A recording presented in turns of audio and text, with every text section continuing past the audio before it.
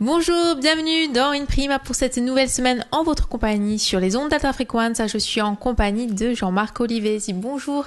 Bonjour Lisa. Alors, vous êtes conservateur en chef du Musée national de la Maison Bonaparte situé à Ajaccio et vous venez nous présenter cette exposition temporaire, l'exil et la sincérité à Sainte-Hélène. Napoléon donc évoque la Corse qui a débuté le 27 mars dernier et qui se poursuit jusqu'au 28 juin de cette année bien évidemment. On va parler de cette exposition très atypique puisque le choix a été fait finalement de mêler photos de Sainte-Hélène et textes évidemment évoquant la Corse, cette Corse que Napoléon regrette, en tout cas se remémore en exil, c'est ça. Donc oui, comme vous l'avez dit, une expo très dialectique, c'est-à-dire des images d'un côté de Sainte-Hélène et Sainte-Hélène aujourd'hui, avec ce côté petit dominion britannique, confetti perdu au fin fond de l'océan Atlantique, et ces récits de Napoléon à Sainte-Hélène. Et d'ailleurs, moi, ce qui m'avait frappé, justement, quand on avait commencé à réfléchir sur comment commémorer Sainte-Hélène sans être dans la tristesse, et c'était de voir que tous les textes qu'on a de Napoléon sur la Corse, il les prononce à Sainte-Hélène, presque tous. Bon, vous me direz, quand il est empereur ou qu'il est sur les champs de bataille, il réforme les lois, il réforme le code civil, il a assez de boulot comme ça, merci, il n'a pas trop le temps de s'intéresser à la Corse. Alors, il y a peut-être ce côté loisir, mais je pense aussi qu'il est dans une telle détresse affective, d'un côté, il a plus personne de sa famille autour de lui, il est seul, il a cet environnement de cour et de dignitaires, mais il se sent quand même très seul, d'une part, et puis, sa carrière est derrière lui, et il fait le bilan. Et il se souvient que tout ça, ça a commencé à la Maison Bonaparte à Ajaccio, une armada de petits frères et de petites sœurs qui courent dans tous les sens, une Laetitia qui essaye de tenir sa famille comme elle peut, le fameux oncle Lucien qui, après la mort de Napoléon, s'est occupé des frères et sœurs et de Napoléon lui-même, et il se souvient de tout ça. Et c'est à Sainte-Hélène qu'on a les récits les plus attachants, les plus précis sur la vie en Corse de Napoléon. Alors tout ça avec ces paysages étonnant, Sainte-Hélène. Des fois, pour nous Corses, ça nous rappelle certains paysages de Corse, ces grands pics de granit. Des fois, c'est de la jungle. Des fois, ça ressemble à la lune. C'est très étonnant. Alors, on imaginait ce Napoléon sur son île au bout du monde, parce que Sainte-Hélène, c'est l'île la plus isolée du monde, on peut le dire, et se remémorant la Corse. Donc, c'était ce pari qu'on a voulu développer. Alors vous avez choisi de collaborer avec Olivier Roch-Rogerie, donc qui est lui-même collaborateur au Figaro Magazine, qui a donc réalisé l'ensemble des photos à Sainte-Hélène. Qu'est-ce qui vous a poussé donc à monter finalement ce projet en commun ? Alors j'avais rencontré Olivier Roch-Rogerie au château de Malmaison où il faisait un reportage sur la Malmaison et il m'a montré les 1400 photos qu'il avait fait à Sainte-Hélène. Et c'était des photos très très intéressantes parce que justement il a ce regard pointu et puis il y a des choses qui semblent ne rien avoir avec notre sujet, et en même temps, je trouve que ça parle de ça, vous voyez. Par exemple, le bateau qui arrive, vous savez qu'on peut toujours pas arriver en avion jusqu'à présent à Sainte-Hélène, on y va en bateau, donc c'est 5 jours de bateau, au moins, depuis le Cap en Afrique du Sud, donc ça rappelle quand même l'interminable traversée de Napoléon, donc il a vu ça, il a pris des photos des gens en train de jouer au cricket sur le pont du navire, parce qu'on s'ennuie pendant 5 jours d'Atlantique, et il y a ces photos là qui à la fois sont très modernes, très contemporaines et en même temps qui peuvent évoquer à 1 siècle de distance, à 2 siècles de distance maintenant, ce qu'a vécu Napoléon. On voulait montrer ce regard, parce qu'on se disait des gravures encore qui racontent l'exil de Napoléon, on les a tous vues ces gravures. Bon, alors que les photos c'est surprenant. Par exemple les photos de la classe de français, alors comme toujours dans l'Empire britannique, c'est des petits gamins avec des uniformes, ils ont une petite cravate et c'est le cours de français et ils écrivent au tableau « Napoléon est mort à Sainte-Hélène ». Bon. Et ça, on a trouvé que c'était aussi très très fort, cette mémoire de « c'est là qu'il est mort » et un peu ignoré de tous, loin de tous les siens. On montre aussi par exemple les photographies de la prison aujourd'hui. C'était la prison de Napoléon, Sainte-Hélène. Et on montre les photographies de la prison de Sainte-Hélène, Her Majesty Prison, où il y a encore 14 détenus, pour une île qui compte 4400 habitants. Donc il y a ce côté bout du monde, société à part qui existe encore très fortement. Et on n'a pas voulu chercher des gravures de l'époque qui montraient ça. On s'est dit on va le montrer aujourd'hui et ça en sera d'autant plus fort pour mettre en exergue et d'une manière presque dialectique, j'allais dire, les textes de Napoléon lorsqu'il parle de la Corse. Et bizarrement aussi la présence à travers ces photographies de Napoléon est très discrète sur l'île. On a l'impression finalement que certes, il est présent, mais que ça reste quelque chose de discret, qu'il n'y a pas véritablement, on peut dire, une mise en valeur de cette histoire. Alors c'est assez drôle parce que Sainte-Hélène, à part Napoléon, on se dit qu'est-ce qu'ils ont comme atout? Ils n'en ont pas tellement. Ils devraient le mettre en valeur encore plus que nous à Ajaccio, ou que les habitants de l'île d'Elbe, ou que à Paris autour des Invalides. Et pour l'instant, non. Mais il faut dire que l'île est tellement difficile d'accès qu'il y a peu de choses de faites.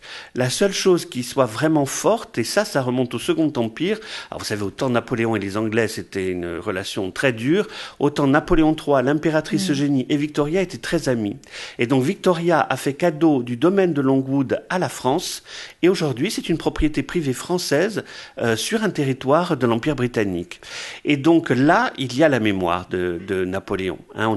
La maison a été reconstituée, meublée, elle évoque la captivité de Napoléon. Là, il y a la mémoire. Mais en dehors du domaine de Longwood, dans l'île de Sainte-Hélène, il y a très peu de choses qui évoquent Napoléon. Une des choses marrantes qu'on a mis dans le catalogue, c'est par exemple ce mannequin représentant Napoléon qui est à la fenêtre, sur un balcon, à la fenêtre d'un des hôtels. C'est un petit coup d'œil, on a voulu le mettre en avant. Merci beaucoup Jean-Marc Olivès et on se retrouve demain. Demain, on va parler évidemment de l'exil. À demain, merci. Au revoir. À demain, au revoir. Bonjour, nous sommes mercredi, nous sommes sur Alta Frequence, toujours en compagnie de Jean-Marc Olivesi. Bonjour. Bonjour Lisa. Vous êtes conservateur en chef du Musée national de la Maison Bonaparte et vous venez nous présenter cette exposition L'exil et la sincérité à Sainte-Hélène, Napoléon évoque la Corse, qui a débuté donc le 27 mars et qui se poursuit jusqu'au 28 juin. On a évoqué hier finalement le montage de cette exposition entre photos et écrits. On va parler évidemment aujourd'hui de cet exil et à travers ces photos, même évidemment si ces photos sont récentes, on s'aperçoit, on peut même dire ces conditions de vie qu'a dû avoir Napoléon, des conditions de vie assez dures. Alors, très dur. Sainte-Hélène, déjà aujourd'hui, c'est une île très difficile d'accès. Il n'y a pas Internet, il n'y a pas les portables ne marchent pas. Alors, vous imaginez au temps de Napoléon, c'est-à-dire le voyage avait duré plus d'un mois. C'était vraiment des conditions d'isolement très très fortes. Et c'était parce que Napoléon, après les 100 jours, avait réussi à s'enfuir de l'île d'Elbe. Donc, les Alliés ne voulaient plus qu'il recommence. Ils se sont dit à Sainte-Hélène, il va être tranquille parce que d'abord, il n'y a pas de port véritable.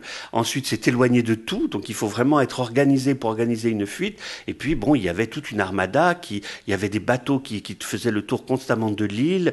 Il y avait des régiments qui étaient implantés à l'île d'Elbe. Donc, il était vraiment très surveillé et très seul aussi.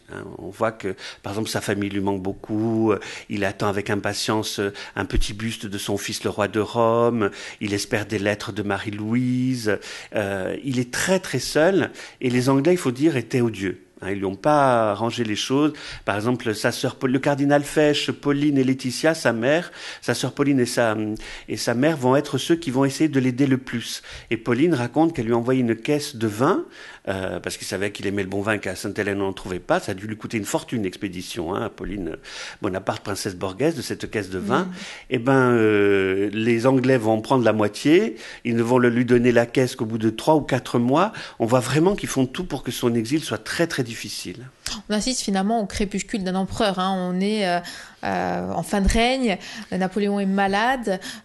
Finalement, dans l'île, on imagine qu'il a laissé l'image d'un homme brisé, certainement, dans la mémoire collective aussi. Alors, les Anglais, ce que je disais, ont tout fait pour le briser.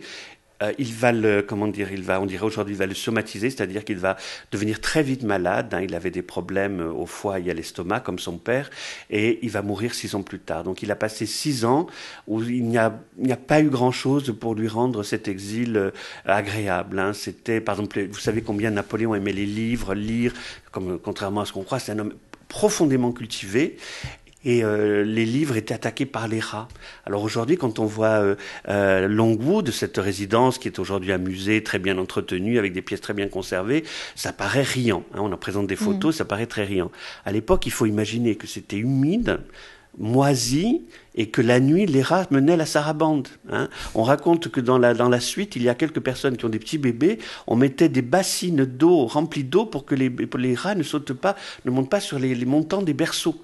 Hein, et je sais plus, il y a un ou deux membres de la suite qui sont mordus par des rats. Et la collection de livres de Napoléon dont il était si fier, qui était un de ses recours, de ses secours même, elle va être dévorée en partie dévorée par les rats. Donc un environnement très difficile. Et les promenades qu'il aime bien, les Anglais vont tout faire pour. À la fin, il en a marre, il veut même plus se promener. Et on montre dans l'exposition le trou qu'il a fait dans les volets pour mettre sa longue vue et regarder les Anglais, parce qu'il a plus envie de sortir. Ils savent qu'ils vont le surveiller derrière chaque buisson et à la fin, ça l'énerve. Quel était son emploi du temps finalement à Sainte-Hélène? Ces journées, il est passé à quoi concrètement? Alors, d'une part, il y a ce travail qu'il a fait avec les mémorialistes, c'est-à-dire, c'est un vrai pro jusqu'au bout, Napoléon. Hein. Il a une carrière extraordinaire, il n'a pas eu trop le temps de faire sa com, et là, il se dit, je vais beaucoup parler, et comme ça, je laisserai un témoignage de ce que j'ai fait, et de... Ça, on le savait, ce qu'il a fait, les grandes batailles, le code civil, tout ça. Mais comment moi, j'ai vu ça? Hein, il donne son sentiment personnel sur tout ce qu'il a fait. Donc là, il va prendre beaucoup de temps pour ça. Et là, il y a ce qu'on appelle les 4 évangélistes, parce qu'ils étaient 4 comme les évangélistes, qui sont en fait des mémorialistes. Hein. Il y a Gourgaud, il y a Marchand, il y a Montholon, il y a Lascaz, vont noter tout ce qu'il raconte. Hein. Et c'est là où c'est pour ça qu'on a aussi ces témoignages extraordinairement précis. Donc il y avait ça prenait une bonne partie du temps. Il y avait aussi les promenades avec son entourage. Donc cette suite, les épouses de la suite, parfois même avec les enfants. Le fils de Lascaz, il aimait beaucoup le fils de Lascaz parce qu'il avait un esprit jeune, qui posait des questions inattendues. Donc il discutait avec tout ce petit monde. Il essayait de faire des promenades à pied et des promenades à cheval. Il avait quelques points de vue qu'il aimait beaucoup, notamment la maison des balcons, par exemple. Et puis après, le soir, manifestement, c'est très culturel, on dirait aujourd'hui.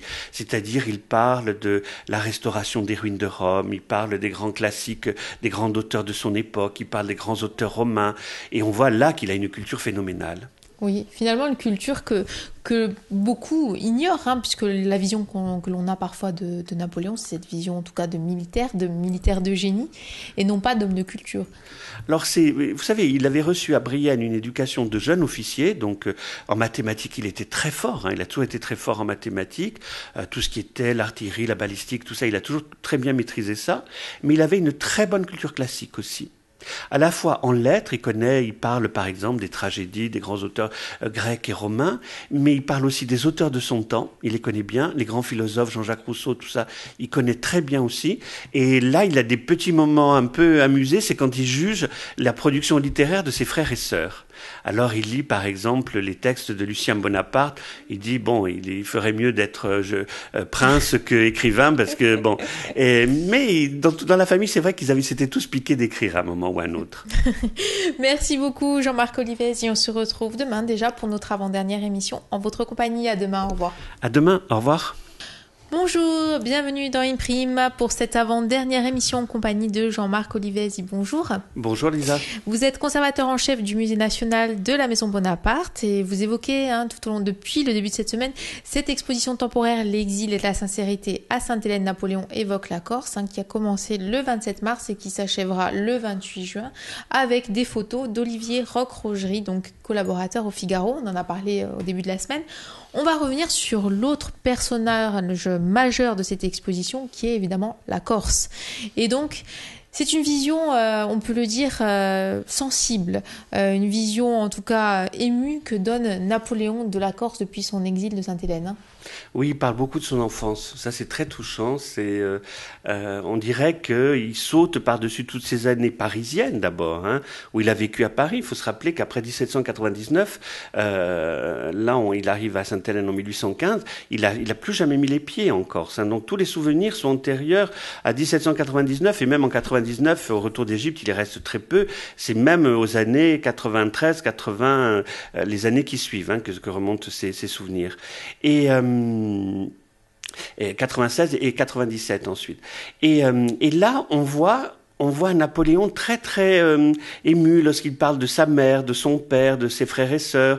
Alors il y a des personnages qui apparaissent aussi qui sont assez truculents. C'est l'archidiacre Lucien. son grand-oncle, en fait, et il raconte comment l'archidiacre Lucien était le vieux grigou de la famille, mais en fait, c'était grâce à lui qu'ils avaient un peu d'argent, parce qu'il faut rappeler que Laetitia a perdu son mari relativement vite. Il meurt en 1785, Charles Bonaparte, et Laetitia se retrouve avec ses 8 gamins à élever. Il y a son demi-frère Fesch qui va l'aider, et il y a surtout l'archidiacre Lucien. Alors, il a un peu d'argent, et alors, il y a des passages assez rigolos où il dit « Mais arrêtez de me demander de l'argent, je n'en ai pas ». Et Joseph et Napoléon, on voit qu'il a un sac de pièces d'or caché sous son oreiller, et ils envoient Pauline, qui était déjà très jolie, à qui personne ne faisait rien. Pauline s'approche de l'oreiller, tire le sac, et là, il y a plein de pièces d'or qui tombent par terre, et les enfants les ramassent en riant et en se les partageant, et l'oncle qui hurle, qui crie. Bon, ça, c'est émouvant, parce que on le voit vraiment, c'est comme un film, on le voit devant nous. Et puis, à côté de ça, il parle de l'engagement de ses parents auprès de Pascal Paul. Il dit la personnalité forte qu'était sa mère. On s'aperçoit que sa mère, même si elle a suivi son mari Charles, qui était devenu un bras armé des Français, même si elle a suivi la carrière de Napoléon, reste très attachée à l'expérience politique de Pascal Paoli. Laetitia, même lorsqu'elle sera âgée dans son palais à Rome, va toujours parler très positivement de Paoli et des guerres, ce qu'ils appellent les guerres de liberté, qui sont pour nous les campagnes de l'indépendance de Paoli. Elle va en parler très très positivement.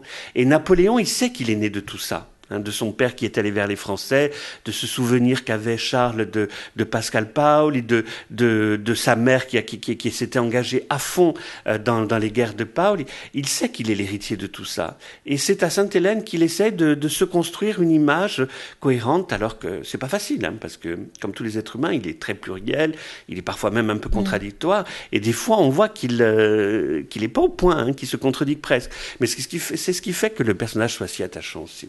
Est-ce qu'il garde aussi, depuis son exil, finalement, un lien avec la Corse? Il continue à suivre l'évolution, peut-être, de l'île, son histoire. Est-ce que, justement, il se livre encore à cette gymnastique depuis son exil? Alors, il est très attentif à tout ce qui touche sa famille. Mais sa famille, il faut se rappeler que à ce moment-là, en France, il y a la Restauration, donc les Bourbons qui sont revenus sur le trône, et que la famille l'a dû décamper. Donc, en général, sa famille est plutôt à Rome.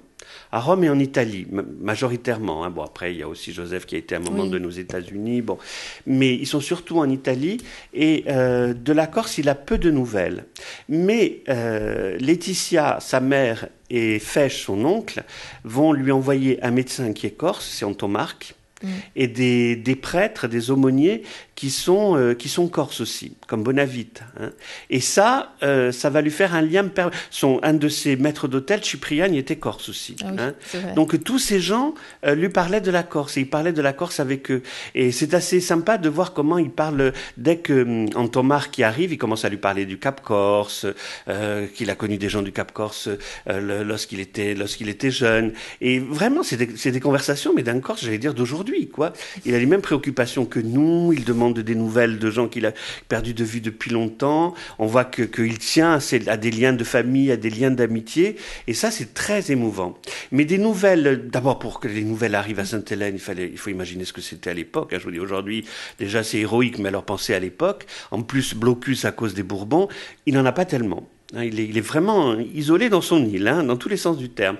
Mais il a cet attachement, il le montre en permanence pour la Corse. Pour la Corse et pour sa famille réfugiée en Italie. Merci beaucoup Jean-Marc Olivès, et on se retrouve demain pour évidemment continuer à parler de cette exposition temporaire, l'exil et la sincérité à Sainte-Hélène. Napoléon évoque la Corse, donc ouverte depuis le 27 mars et qui se poursuit jusqu'au 28 juin 2015 à la Maison Bonaparte à Ajaccio, bien évidemment. Merci. Au revoir, à demain. Bonjour, bienvenue pour cette dernière émission en compagnie de Jean-Marc Olivès. Bonjour. Bonjour Lisa.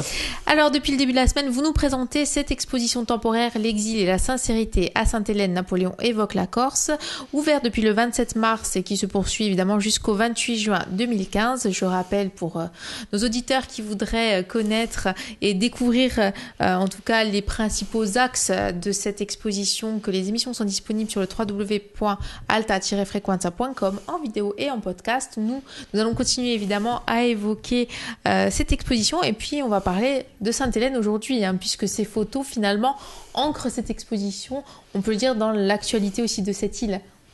Oui, tout à fait. Les photos montrent Sainte-Hélène aujourd'hui et c'est amusant d'imaginer ce qui est semblable et puis ce que Napoléon a pu connaître, les paysages, certains fonctionnements, j'allais dire, et puis des choses qui sont complètement différentes. Et le grand chambardement, il est en train d'arriver en ce moment même à Sainte-Hélène, c'est la construction d'un aéroport. L'inauguration de l'aéroport était prévue pour 2015, donc bicentenaire de l'arrivée de Napoléon à Sainte-Hélène en 1815. Il a un peu de retard, il ouvrira en 2016, pardon. Et donc là, ça va être un grand chambardement pour les insulaires, pour les Saint-Héléniens, hein, parce que là, il faut imaginer qu'ils sont obligés de prendre un bateau, c'est 5 jours jusqu'au Cap, c'est une fois tous les 15 jours, puisque là, il y aura des avions, je crois, tous les samedis qui partiront de Johannesburg pour arriver à Sainte-Hélène, et donc tous les samedis, il y aura un aller-retour sur Sainte-Hélène. En tout cas, on rappelle que ces photos sont réalisées par Olivier Roch-Rogerie, donc ça, on a présenté son travail au début de la semaine. Pour en revenir à Sainte-Hélène, est-ce que vous pensez finalement que ce mythe napoléonien va trouver toute sa place finalement dans cette île, hein? On sait qu'à l'île d'Elbe, en tout cas, tout un travail a été fait autour de Napoléon. C'est encore très étonnant, mais on l'a vu, hein, c'est parce que Sainte-Hélène est enclavée, qu'aujourd'hui finalement cette île ne rende pas hommage au personnage finalement qu'il a fait connaître au monde entier. C'est vrai qu'on se dit, Sainte-Hélène, c'est un peu comme nous. Nous, quand on va aux États-Unis, la première chose qu'on vous dit, vous êtes Corse, Napoléon, bon. Et après, on essaie de dire que c'est aussi autre chose. Mais enfin, c'est d'abord ça pour tout le monde. Et on se dit, Sainte-Hélène, à part Napoléon, qu'est-ce qu'ils ont qui les fait connaître dans le monde entier? Eh ben, c'est curieux parce que pour l'instant, ils l'ont mis en valeur, mais à peine. Vraiment à peine. Et là, avec l'aéroport, d'après Olivier Roch-Rogerie, qui a séjourné longtemps, il me disait que, par exemple, les quelques 2-3 hôtels qui sont à Jamestown, la capitale, sont en train de s'agrandir. Mais pour l'instant, il y a très peu de choses qui sont faites. Il me disait, je crois qu'ils se rendent pas compte du chambardement que ça va être, hein, parce que là, les gens qui voulaient y aller, c'était vraiment des fanatiques de Napoléon, parce que c'est vraiment, il faut aller au Cap en avion, du Cap prendre 5 jours de bateau. Donc là, ça sera plus rapide quand même, hein. Mais pour l'instant, ils mettaient très peu Napoléon en avant. Là, on pense que maintenant, ça va devenir un de leurs axes de développement. Alors une île on peut revenir sur cette île, une île assez étonnante, hein, au niveau des paysages, une île aussi, on le voit assez atypique, assez difficile d'abord aussi, hein. C'est ce qui en tout cas, c'est les impressions qu'on a lorsqu'on regarde ces photos, hein. Alors d'abord, il faut imaginer, quand vous voyez l'Afrique, vous voyez, il y a cette espèce de corniche de l'Afrique, hein, qui arrive au Sénégal, et donc vous tracez un angle droit et vous avez Sainte-Hélène, c'est-à-dire qu'elle est loin, très loin de l'Afrique, très loin du Brésil, elle est loin de tout. Les deux choses les plus proches, elles sont à 1200 kilomètres à peu près. Ces deux îles qui dépendent du gouverneur de Sainte-Hélène d'ailleurs, hein, il y a un gouvernorat qui réunit Sainte-Hélène, Tristan da Cunha et Ascension. Ascension, c'est une île où il y a en gros des mouettes et des radars de la CIA. Tristan da Cunha, bon, c'est vraiment des îles perdues et il y a un gouverneur qui gouverne les trois, sachant que Sainte-Hélène est la plus grande et qu'elle compte 4400 habitants. Et que les deux autres îles sont à 1200 kilomètres, c'est-à-dire en gros comme de Lille à Nice par exemple, hein. Donc c'est très loin, très très loin. Donc toutes les distances sont énormément multipliées, c'est l'Atlantique Sud, c'est-à-dire c'est un océan agité, donc ça crée un isolement que nous, Corses, on sait qu'on y est dans une île entourée d'eau, mais alors là, je pense qu'ils le savent encore plus que nous. C'est vraiment tous les critères de l'insularité sont au coefficient 3000 là-bas. Hein, tout ce qui est les transports, tout ce qui est les échanges. Par exemple, il y a un truc qui montre vraiment la vie dans l'île. C'est le bateau arrive tous les 15 jours, il alimente l'île en produits frais, donc il débarque le matin. À midi, il n'y a plus rien dans les supermarchés de produits frais. Donc tout le monde attend le bateau et il faut pas le rater. Sinon, vous mangez des conserves pendant 15 jours. Donc ça aussi, c'est un rythme qui est très particulier à cette île et qui en fait une quintessence de l'insularité et de l'isolement aussi. Donc justement, hein, cette exposition finalement met en exergue deux îles, cette quintessence donc de l'insularité, cette Sainte-Hélène et puis la Corse, hein, qui devait être aussi cette île d'isolement, en tout cas du temps de Napoléon. Je crois que Napoléon dit la patrie est toujours chère et Sainte-Hélène serait mon île natale, elle le serait. Elle serait à ce prix. Mais justement, je pense que par comparaison, la Corse lui paraît comme un paradis quand il est à Sainte-Hélène. Hein? On imagine bien. Jean-Marc Olivesi, merci d'avoir passé cette semaine en notre compagnie. En tout cas, l'exposition L'exil et la sincérité à Sainte-Hélène, Napoléon évoque la Corse, est ouverte jusqu'au 28 juin 2015. Merci beaucoup. Merci à